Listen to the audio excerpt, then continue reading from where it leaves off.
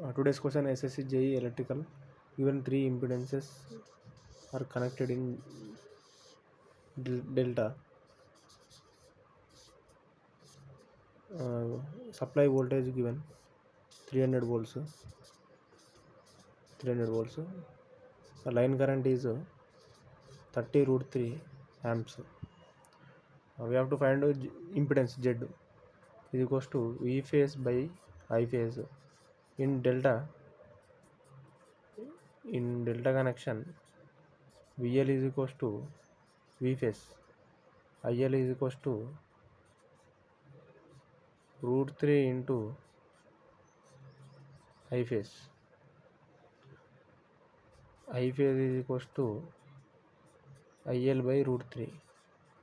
IL given, IL is 30 root 3 by root 3. Root 3 cancel, 30 amps. Substitute the values. Z is equals to V phase given 300 volts by I phase 30 amps. 31 that 30 10 that. Z is equals to 10 ohms. Thank you all.